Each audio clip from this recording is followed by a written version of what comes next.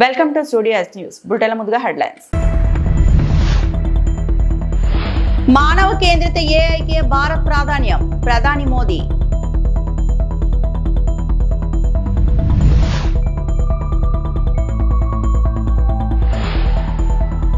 హిందూపురంలో 8 కోట్ల skill కోకూన్ market కు శంకుస్థాపన చేసిన నందమూరి బాలకృష్ణ.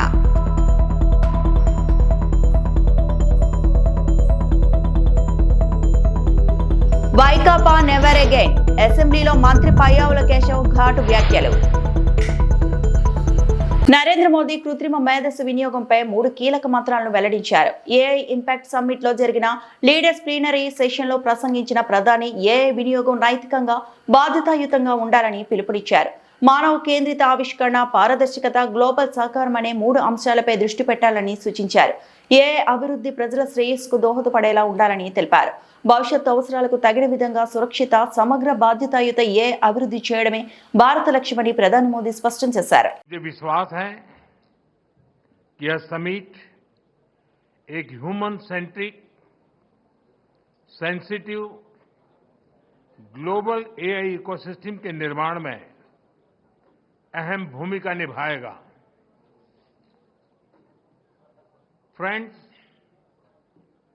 हम इतिहास पर नजर डालें तो पता चलता है कि इंसान ने हर डिसरप्शन को एक नए अवसर में बदला है. आज हमारे सामने फिर ऐसा ही अवसर आया है.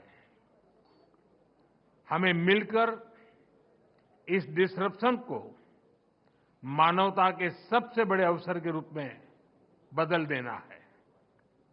फ्रेंड्स, भारत बुद्ध की धरती है और भगवान बुद्ध ने कहा था, right action comes from right understanding. इसलिए ये बहुत आवश्यक है कि हम साथ मिलकर ऐसा रोड मैप बनाएं जिससे एआई का सही इंपैक्ट दिखे. और सही इंपैक्ट तभी आता है जब हम सही समय पर, सही नियत से सही निर्णय लेते हैं. फ्रेंड्स, कोविड ग्लोबल पैंडेमिक के समय दुनिया ने देखा है कि जब हम एक दूसरे के साथ खड़े होते हैं तो असंभव भी संभव हो जाता है. वैक्सीन विकास से लेकर सप्लाई चेन तक, डेटा साझा करने से लेकर जीवन बचाने तक सहयोग ने ही समाधान दिया. टेक्नोलॉजी कैसे मानवता की सेवा का माध्यम बन सकता है, ये हमने भारत में कोविड काल में देखा है. हमारा जो डिजिटल वैक्सीनेशन प्लेटफॉर्म था, उसने करोड़ों लोगों को समय पर वैक्सीनेट कराने में बहुत मदद की. हमारे यूपीआई ने హిందూపురం ఎమ్మెల్యే నందమూరి బాలకృష్ణ ఇటీవల శ్రీ సత్యసాయి జిల్లాలోని తన నియోజకవర్గంలో విస్తృతంగా పర్యటించారు. ఈ పర్యటన సందర్భంగా 8 కోట్లతో నిర్మిస్తున్న కొత్త స్కిల్స్ కోకూన్ మార్కెట్ భవనానికి ఆయన శంకుస్థాపన చేసి నిర్మాణ పనులను ప్రారంభించారు. ఈ కార్యక్రమంలో బాలకృష్ణ మాట్లాడుతూ ఈ ప్రాంతంతో పట్టు పరిశ్రమను అభివృద్ధి చేయడంతో ఎన్టీ రామారావు చేసిన కృషిని ప్రశంసించారు. తెలుగు పట్టు ఉత్పత్తులు ప్రపంచ గుర్తింపు పొందేలా తన మద్దతుదారులతో కలిసి పనిచేస్తున్నానని ఆయన హైలైట్ చేశారు. పెండింగ్ లో ఉన్న 80 కోట్ల బకాయిలను చెల్లించడానికి ముఖ్యమంత్రి చంద్రబాబుతో మాట్లాడతానని స్థానిక పట్టు రైతులు మరియు డీలర్స్ కు హామీ ఇచ్చారు. తూపుకుంటలో ఈ పారిశ్రామిక వాడను నిర్మించారంటే మరి అప్పుడు ఆయన ఎవరు అనుకోలేదు ఇక్కడికి బెంగళూరు ఇంటర్నేషనల్ ఎయిర్పోర్ట్ వస్తుందని, దగ్గరలో ఉంటుందని. అలాంటిది ఆయన అప్పుడే ముందు చూపుతో ఆయన ఆనాడు పారిశ్రామిక వాడను నిర్మించడం. మరి ఇవాళ హిందూపురం అందరి దృష్టి కూడా హిందూపురం మీదే ఉంది. మన సీఎం గారి దృష్టి కూడా హిందూపురం మీదే ఉంది. మొన్న నేను వెళ్ళి ఆయనతో మాట్లాడడం జరిగింది అసెంబ్లీలో. ఇక ముందు హిందూపురం అభివృద్ధి గురించి ఏమి చేయాలనేది ఒక రోడ్ మ్యాప్ వేసుకోవడం జరిగింది. అలాగే ఇక్కడ హిందూపురం రైతులు ఎవరైతే ఈ ఆంధ్ర రాష్ట్ర ఆర్థిక సౌధానికి మూల స్తంభాలుగా ఉన్నారో వాళ్ళ అభివృద్ధిని వాళ్ళని పటిష్ట చేయడానికి మన ఆంధ్ర రాష్ట్ర ప్రభుత్వం ఎంతో కృషి చేస్తుందని మీ అందరికీ తెలియజేసుకుంటున్నాను. అలాగే ఆ సందర్భంగానే మరి ఇవాళ రైతుకి ఇవాళ అన్నదాత సుఖీభవ లేకపోతే పిఎం కిసాన్ అంటే మన ఈ స్కీమ్స్ కింద మరి ప్రతి రైతుకి సంవత్సరానికి 80,000 రూపాయలు ఇవ్వడం జరుగుతుంది. అలాగే మన బడ్జెట్లో కూడా 6,600 కోట్ల రూపాయలు దీనికోసం ప్రత్యేకంగా కేటాయించడం జరిగింది. హెచ్ఎన్ఎస్ఎస్ నుంచి ఈ సంవత్సరం ఇప్పటి వరకు ఇంతకు ముందు కూడా కనివిని ఎరుగని రీతిలో 40 టీఎంసీ నీళ్లు ఇవ్వడం జరిగింది.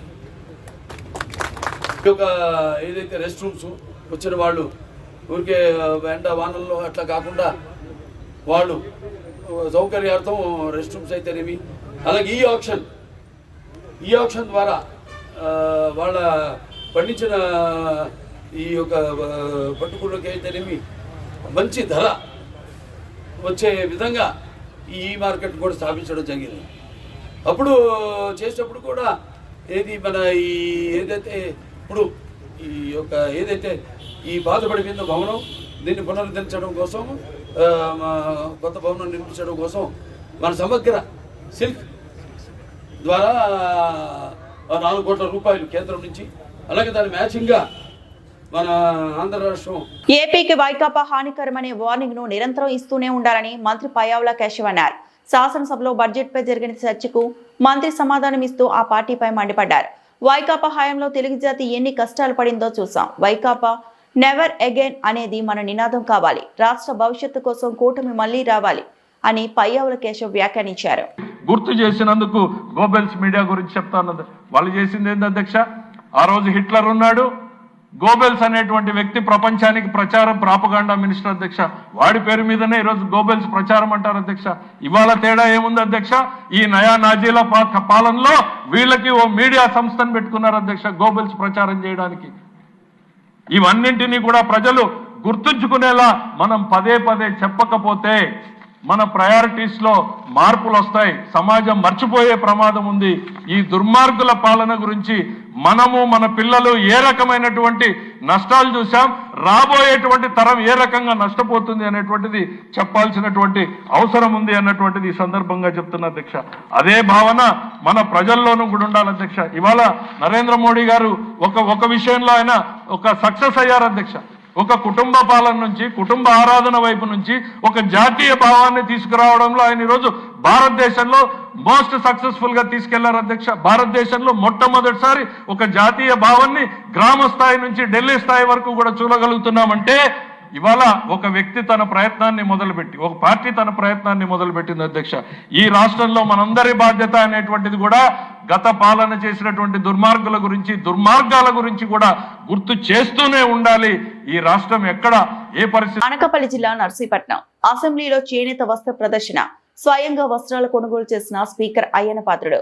అమరావతిలోని ఆంధ్రప్రదేశ్ శాసనసభ ఆవరణలో ఏర్పాటు చేసిన చేనేత వస్త్రాల ప్రదర్శన విక్రయ కేంద్రాన్ని రాష్ట్ర శాసనసభ స్పీకర్ చింతకాయల అయ్యన్న పాత్రుడు గురువారం ప్రారంభించారు.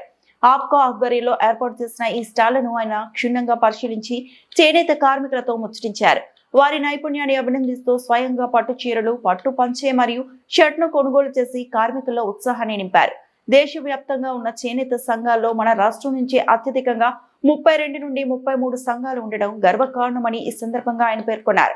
ఈ కార్యక్రమంలో మంత్రి సవిత, డిప్యూటీ స్పీకర్ రఘురామకృష్ణరాజు, కామినేని శ్రీనివాస్, బుచ్చయ్య చౌదరి మరియు ఇతర మంత్రులు, ఎమ్మెల్యేలు పాల్గొన్నారు. ఈరోజు మా మినిస్టర్ గారు, మేడం గారు ఒక మంచి కార్యక్రమం చేశారు. ఆ కార్యక్రమం ఇప్పుడు చూశారు మీరు అందరూ కూడా. మన రాష్ట్రంలో చేనేత వారి చేత తయారు చేసినటువంటి శారీస్ కానీ, పంచీలు కానీ అన్నీ కూడా ఇక్కడ పెట్టడం జరిగింది. దీంట్లో ముఖ్య విశేషం ఏంటంటే చెప్పాల్సింది ఏంటంటే దేశం మొత్తం మీద 120 ఎంత ఉన్నాయి నాకు తెలియదు, కానీ మన ఒక్క రాష్ట్రంలో 32, 33 చేనేత సంఘాలు ఉన్నాయి. ఎక్కువ శాతం దేశంలో ఈ సంఘాలు ఉన్నటువంటి రాష్ట్రం మన ఆంధ్ర రాష్ట్రం. చేనేత కార్మికులు ఎంతోమంది ఉన్నారు. ఈ ఈ ప్రభుత్వం కూడా వారి కోసం మేడం గారు వారు కూడా విజిత్ కానీ ఇవన్నీ కూడా అంతా ఏర్పాటు చేసి ఆ కార్మికులందరూ ఆదుకుంటున్నారు. ముఖ్యంగా ఈవేళ అన్ని షాపులు ఒకే వేదిగా, మనం మార్కెట్కి వెళ్తే ఒక్కో షాపు ఒక్కో దగ్గర ఉంటుంది. మరి అన్ని షాపులు ఒకే దగ్గర పెట్టి ఈవేళ ఆ షాపుల్ని ప్రజలకు తెలియజేయడం కోసం చేనేత మన రాష్ట్రంలో తయారయ్యే చీరలు ఇన్ని ఉన్నాయి, ఇన్ని రకాలు ఉన్నాయి అని ప్రజలకు చాలా మంది తెలియదు. ఇది ఎగ్జిబిషన్ వల్ల అందరికి తెలుస్తుంది. మరి ఇటువంటి కార్యక్రమం ఏర్పాటు చేసినటువంటి మా మంత్రి గారికి, అలాగే దీన్ని సహకరించినటువంటి చంద్రబాబు నాయుడు గారు, పవన్ కళ్యాణ్ గారికి, ఈ ప్రభుత్వానికి మనస్ఫూర్తి ధన్యవాదాలు తెలుపుతూ, మరి ఇవాళ 2 రోజులు 3 రోజులు ఉండొచ్చు ఇక్కడ స్టాల్స్. ఈ ప్రాంతంలో అందరూ కూడా స్టాల్స్కి వచ్చి చూసి చేనేత వస్త్రాలు ధరించి ఈ చేనేత కార్మికులు చేస్తున్న కార్యక్రమాన్ని ప్రోత్సహించి ఈ ఆశీర్వాదం ఇవ్వాలని చెప్పి ప్రతి ఒక్కరిని కోరుకుంటున్నాను. Thank you. సంగారెడ్డి వ్యవసాయ రంగంలో డీలర్ల సామర్థ్య వృద్ధి లక్ష్యంగా నిర్వహిస్తున్న diploma in agriculture extension service for input dealers కార్యక్రమం గురువారం పీడీ ఆత్మ కార్యాలయంలో ప్రారంభమైంది. ఈ కార్యక్రమానికి జిల్లా కలెక్టర్ ముఖ్య అతిథిగా హాజరై జ్యోతి ప్రజ్వలన చేసి ప్రారంభించారు. ఈ సందర్భంగా కలెక్టర్ మాట్లాడుతూ ప్రభుత్వం రైతుల అభివృద్ధి కోసం అనేక పథకాలు, కార్యక్రమాలు అమలు చేస్తుందని తెలిపారు.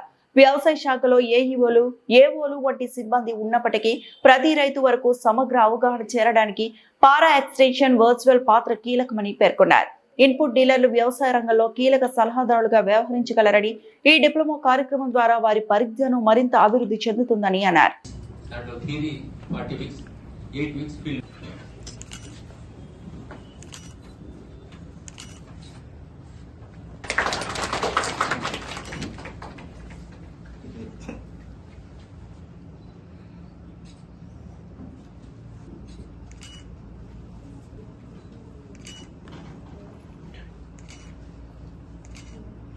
పార్టిసిపేట్ చేసిన ఏడీస్, అలానే master trainer and all the dealers and trainees ఎవరైతే ఉన్నారో అందరికీ వెరీ గుడ్ మార్నింగ్.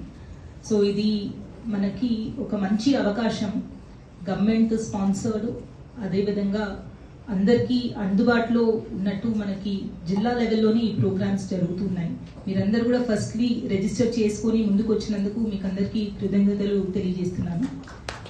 ఎందుకంటే నేర్చుకోవాలి అనేది ఒక ఉత్సాహం ఉండాలి మీరు, అప్పుడే ముందుకు వస్తారు. కాబట్టి ఫస్ట్ మీరు మంచి పని చేశారు, వచ్చి రిజిస్టర్ చేసుకున్నారు. కాబట్టి ఇప్పుడు మీకు మేము అందియాల్సిన నాలెడ్జ్ అంతా కూడా డెఫినెట్గా ఇక్కడ జరిగే 48 సెషన్స్లో ట్రైనర్స్ ఇక్కడ క్లాస్ రూమ్స్లో అవ్వచ్చు, ఫీల్డ్లో అవ్వచ్చు, మీకు కావాల్సిన అన్ని డౌట్స్ క్లియర్ చేసుకుంటూ నాలెడ్జ్ అనేది డెఫినెట్గా అందిస్తారు. కానీ మీ సైడ్ నుంచి మీకు వేరే ఎన్నో పనులు ఉన్నా, షాప్లో వర్క్ ఉన్నా, ఏమున్నా కూడా కంపల్సరీ మీరు అటెండెన్స్ మిస్ అవ్వకుండా ప్రతి క్లాస్ కూడా సిన్సియర్గా మీరు అటెండ్ అవ్వాలి అనేది ఫస్ట్ అండ్ ఫార్మోస్ట్ రిక్వెస్ట్ చేస్తున్నాను. సెకండ్, మీకు ఏ డౌట్స్ ఉన్నా, ఎలాంటి సందేహాలు ఉన్నా కూడా మీరు క్లారిఫై చేయించుకోవాలి. థర్డ్, మీరు చాలా ఇయర్స్ టుగెదర్ ఫార్మర్స్తో ఇప్పటివరకు ఇంటరాక్ట్ అవుతూ ఉన్నారు. సో మీకు కూడా ప్రాక్టికల్ నాలెడ్జ్ అనేది చాలా ఆల్రెడీ ఉంది. సో ఈ డిస్కషన్స్లో, ఈ ట్రైనింగ్స్లో మీరు కూడా ఒకరికొకరు మీరు నాలెడ్జ్ అనేది షేర్ చేసుకుంటేనే ఎట్లాంటి ప్రాక్టీసెస్, దేనివల్ల ఏమవుతుంది, కాన్సిక్వెన్సెస్ ఏమున్నాయి, ఇట్లాంటివన్నీ కూడా మీరు డిస్కస్ చేసుకుంటేనే మీకు కూడా ఇంకా నాలెడ్జ్ అనేది పెరుగుతుంది. కాబట్టి యాక్టివ్గా క్లాసెస్లో, ఫీల్డ్లో మీరు అందరు కూడా పార్టిసిపేట్ చేయాలి అనేది కూడా కోరుతున్నాను. అండ్ వీటన్నిటితో పాటు గవర్నమెంట్ చాలా ప్రోగ్రామ్స్ ఇప్పుడు మనము ముందుకి తీసుకెళ్తున్నాము. ఇప్పుడు అగ్రికల్చర్ డిపార్ట్మెంట్లో చాలా మంది స్టాఫ్, మండల్కి ఒక ఎంఏఓ ప్లస్ ఒక క్లస్టర్కి ఏఈఓస్, ఇంతమంది స్టాఫ్ ఉన్నా కూడా మనకి ఫీల్డ్ లెవెల్లో కావాల్సినంత అవేర్నెస్ కానీ, లేదు అంటే చేయాల్సినంత ఎఫర్ట్స్ మనము ఇంకా చేయలేకపోతున్నాము. కానీ అక్కడే మనకి ఈ కాన్సెప్ట్ పారా ఎక్స్టెన్షన్ పర్సనల్ అనేది మీరే మనకి ముందుకొచ్చి మీరు గవర్నమెంట్కి సహకరిస్తే మనం అగ్రికల్చర్ సెక్టర్లో చాలా మంచి ఫలితాలు తీసుకురావాల్సిన అవసరం ఉంది, అది తీసుకొస్తాం కూడా. ఇప్పుడు సాయిల్ హెల్త్ గురించి కానీ, లేదు అంటే ఫర్టిలైజర్ యూజ్ మనము రీసెంట్గా నానో యూరియా ప్రమోట్ చేయాలి అనేది కూడా అందరినీ రిక్వెస్ట్ చేయటం జరిగింది. అలానే న్యాచురల్ ఫార్మింగ్, అసలు ఏ ఫర్టిలైజర్, పెస్టిసైడ్ లేకుండా కూడా మనము న్యాచురల్ ఫార్మింగ్ కూడా ఎంకరేజ్ చేయాలి అనేది గవర్నమెంట్ నుంచి మనకి ఆదేశాలు ఉన్నాయి. మహాశివరాత్రి వార్షిక బ్రహ్మోత్సవాలు పురస్కరించుకొని ఆది దంపతుల కళ్యాణ అనంతరం నిర్వహించే గిరి ప్రదక్షిణ అత్యంత వేడుకగా ఆలయ అధికారులు నిర్వహించారు. దేవస్థానంలోని ఆలయ అలంకార మండపం నందు స్వర్ణాభరితులైన ఆది దంపతులు సర్వాంగ సుందరంగా ముస్తాబై 4 మాడ వీధుల గుండా గిరి ప్రదక్షిణకు గ్రామోత్సవం అంగరంగంగా స్వామి అమ్మవార్లను అనుసరిస్తూ భక్తులు భారీ ఎత్తున గిరి ప్రదక్షిణలో పాల్గొన్నారు. శ్రీకాళహస్తి మాజీ ఎమ్మెల్యే బియ్యపు మధుసూదన్ రెడ్డి ఉభయదారులుగా కుటుంబ సమేతంగా పాల్గొన్నారు.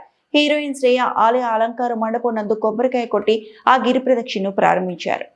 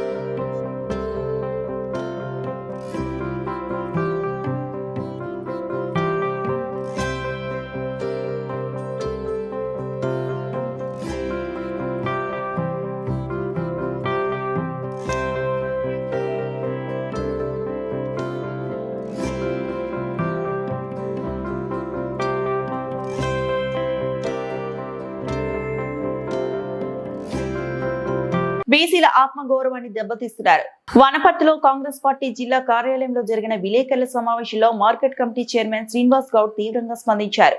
2014 మున్సిపాలిటీ ఎన్నికల్లో బీసీల ఆత్మగౌరవాన్ని దెబ్బతీసింది విజయ్ చంద్ర ఆరోపించారు.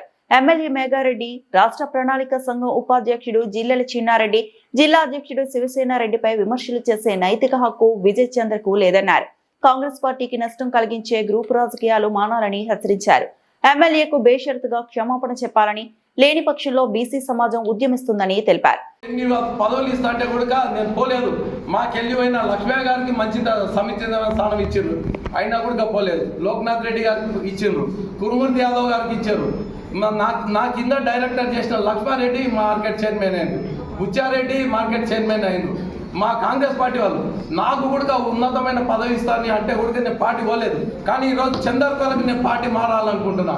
మారాను, కాంగ్రెస్ పార్టీని వీడతాం. ఈడు ఉన్న అందరము దయచేసి మీరు అందరూ చందర్ గారిని అదేవిధంగా పార్టీలో కొనసాగితే మీరు అందరూ చేతులు ఎత్తాలి, మేము అందరం రాజీనామా చేస్తామని.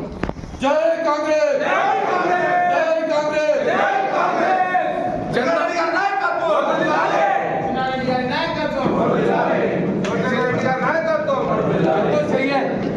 చెయ్యొద్దండి.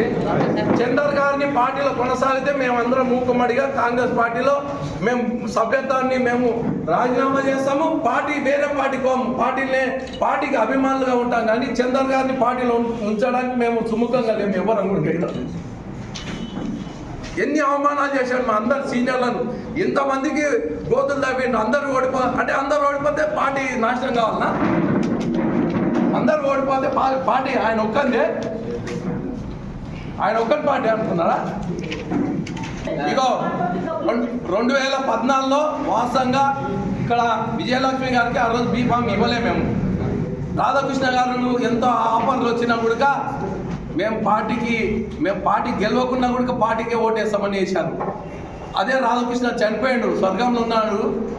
రాధాకృష్ణ అన్న నన్ను తిట్టాడు, అన్న నీవు పార్టీ అని మా డబ్బులు తీసుకొని ఇవ్వలేదు. అదే చందర్ పార్టీ సింబల్ మీద గెలిచి పార్టీకి మోసం చేసి నన్ను గొడవ పడ్డాడు. రాధాకృష్ణ తక్కువైనా రామరావు సార్ పోయి రామకృష్ణ అడిగినప్పుడు ఏం చెప్పుకోగా ప్యాకెట్ ఏమన్నా నేను డైరెక్ట్ ఇంటికి పోయినా అన్న నాకు ఒక్కటే అన్నాడు, అన్న నేను సంఖ్య బతికిన కాంగ్రెస్లో ఓటేస్తాను, నాకు డబ్బు అవసరం లేదు, రూపాయి అవసరం లేదు, బతికినందరూ కాంగ్రెస్లో ఉన్న కాంగ్రెస్ పార్టీకి ఓటేస్తాను ఏదో చెప్పినాడు. చంద్ర డౌట్ వచ్చినప్పుడు చిన్నారెడ్డి సార్ చెప్పిన అలా ఇలా మాట్లాడుకుంటే మా రాములు గారు చెప్పినట్టు చందర్ గారు పార్టీ మీద అభిమానం ఉంది కదా, మళ్ళీ ఆ రోజు ఎందుకు మోసం చేసిండు, మళ్ళీ వాళ్ళ జిల్లా అధ్యక్షుడికి అది తెలియదా, రాష్ట్ర అధ్యక్షుడి గారికి ఆ విషయం తెలియదా? మళ్ళీ ఆయన ఏదో మన తెలిసిన పుస్తకం లాగా ఆయన వచ్చి ఆయనకు వకాలత్ పలకడం చాలా తప్పు. ఇంకోటి వనపర్తి నియోజకవర్గంలో సరే మేము కూడా చిన్నారెడ్డిని ఏ విధంగా వ్యతిరేకిస్తున్నామంటే వారు డబ్బు ఖర్చు పెట్టలేరు, అవతల టీఆర్ఎస్ ప్రభంజనం ఉంది, ఆయన డబ్బు పెడతారనే ఉద్దేశంతో మేఘారెడ్డి వ్యక్తిని మేము అందరం మూకుమ్మడిగా గాంధీ భవన్లో మేఘారెడ్డికి ఇవ్వాలి టికెట్ అని నేను అందరికి కాలు మొక్కిన. అక్కడ ఉండే 27 మంది ఈ యొక్క కమిటీ సభ్యులందరికీ షావులో వేసి మాకు మేఘారెడ్డికి ఇవ్వాలని నేను మన ఏఐసిసి ఇప్పుడు కార్యదర్శి వంశీ చందర్ రెడ్డి గారిని అడగండి చెప్తాడు. మేఘారెడ్డి గారి ముందరే చెప్పాడు, సీనన్న నన్ను నిద్రపోనియలేదు. ఆ విధంగా మేము మేఘారెడ్డి కొరకు మేము పనిచేసినాం. నీవేం చేసినాం, మేఘారెడ్డి అన్న బ్లాక్మెయిల్ చేస్తున్నాం. వనపర్తిలా ఇప్పుడు మేఘారెడ్డి గారు ఒక పెద్ద మనసుతో ఎవరు బీదవాళ్ళు చనిపోతే 5,000 రూపాయలు ఇవ్వడం జరుగుతుంది. ఆ 5,000 రూపాయలు నీవు ఎంత స్కామ్ చేసినావో తెలుసా, అది అందరికీ తెలుసు. 5,000 స్కామ్ పెద్ద ఉంది, నెలకు 5 లక్షలు తీసుకున్నాం మేఘారెడ్డితోన. అదే ఇప్పుడు నీతోనికి వెళ్ళి పక్కన తప్పించి మన స్టేట్కి అప్ప చెప్పిండు 7 నెలలు అవుతుంది, 10 లక్షలు దాటలేదు. అప్పుడు ఎన్ని పైసలు తీసుకున్నావు నువ్వు అంటే? ఇప్పుడు వనపర్తిలో అన్ని ట్యాంకుల్లో స్టేట్ పోయి ఆడ శ్రీశైలంలో సంజీవిని తీసుకొచ్చి ట్యాంకుల్లో కలిపితే ఎవరు చచ్చిపోతలేరా? సంజీవిని మందు తీసుకొచ్చి ట్యాంకుల్లో నీళ్ళ ట్యాంకులు కలుపుతున్నందుకు ఎవరు చచ్చిపోతలేరా? అప్పుడు అంతగానం చచ్చిపోయారా? ఎందుకు ఎమ్మెల్యే గారిని అడుగడుగున క్షోభకు గురి చేసినావు నువ్వు? దయచేసి ఎమ్మెల్యే గారు ఇటువంటి వ్యక్తిని ఇంకా చాలు మనకు, దయచేసి బంద్ చేయండి. మా జిల్లా అధ్యక్షుడికి వేడుకుంటున్నాము, మా ఎమ్మెల్యే గారికి, మా చిన్నారెడ్డి గారిని కూడా మోసం చేసినావు. నీకు చిన్నారెడ్డి ఎంబడి ఉండి లాస్ట్ మూమెంట్లో మళ్ళీ ఇక్కడ డబ్బులు తీసుకొని ఇక్కడ వచ్చినాం. సీనియర్లు అంటే నీకు గౌరవం లేదు. మీ నాయనకు మేము ఎంత రెస్పెక్ట్ ఇచ్చినాం, నీవు ఆ గౌరవం ఉంచుకున్నా? మేమందరం ఒకటే, అతని పార్టీలో ఉంటే మేమందరం బయటికి పోతాం. అతని పార్టీలో తీసుకునే సమస్య లేదు, పార్టీలో సస్పెండ్ చేయాలి. అదేవిధంగా ఒకవేళ ఆయన భార్య రాజీనామా చేస్తే కూడా అది ప్రభుత్వం నిర్ణయం తీసుకొని ఆమోదిస్తే దాన్ని కూడా మేము హర్షిస్తాం. ఈ వార్తలు ఇంతటితో సమాప్తం.